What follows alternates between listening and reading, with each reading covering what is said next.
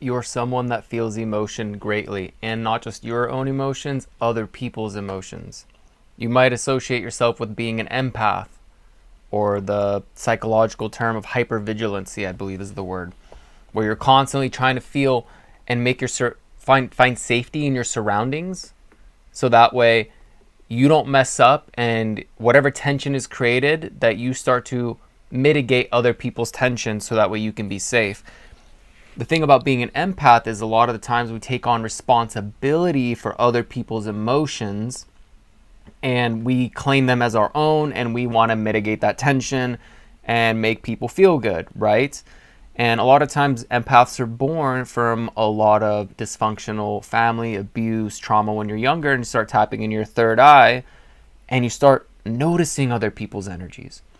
And for you to be able to protect your energy, you have to disassociate and detach from what is their energy and what is yours, especially when it comes to setting boundaries. A lot of the times we may get a high from saying, yes, I'm going to help you move on my only day off, or yes, I'll go to this thing when you don't really want to go. Like, you'll do things for other people because you're getting this energetic high that if you do this for them, you're getting this validation and approval, and you're likable, or a part of you is starting to you're also gaining something out of it. So it's also realizing, what attachment are you having? Like, are you afraid that if you say no, will you lose this person in your life? Will they stop being your friend? Will you not be as cool? Will you not be as valuable? Are you not going to get their validation and approval? If you say no to them, are they going to help you in the future when you ask them for help? Right? It's all circumstantial depending on the friendship, as in, you might not be able to help in that moment, and if they're available to help when you ask, why wouldn't they? It's not like friendships aren't this like scoreboard of, oh, because you didn't help me, I'm not going to help you. Like, those aren't real friends.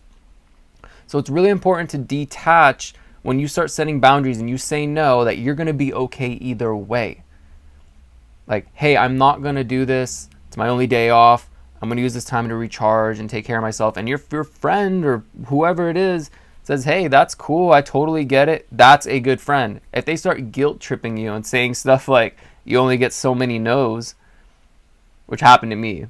I had a friend, ex-friend now, tell me that once when I was busy with stuff and focusing on myself, and I said no for the very first time, which I ended up finding out this person was more of a narcissistic, manipulative type person taking advantage of me.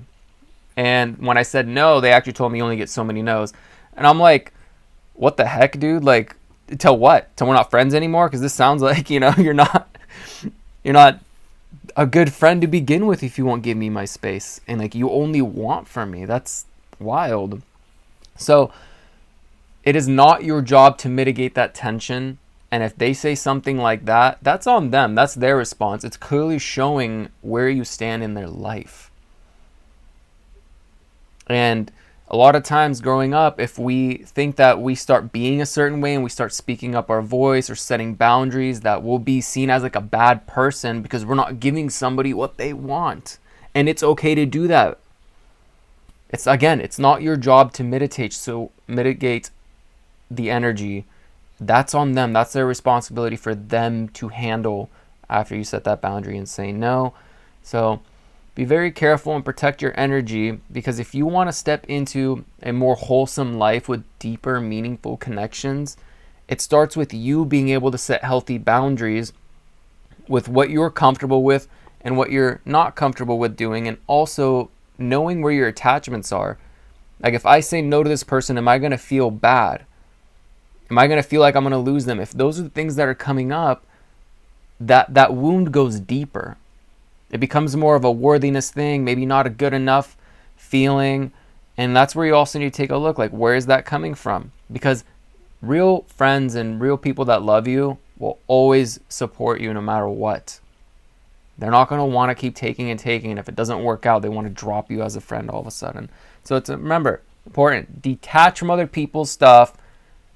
Own your power, own your feelings, express it, do what's best for you, and do not let other people guilt trip you into things you don't want to do. Especially going back to the version of you where you were people pleasing. And a lot of empaths end up people pleasing until they figure out how to set boundaries.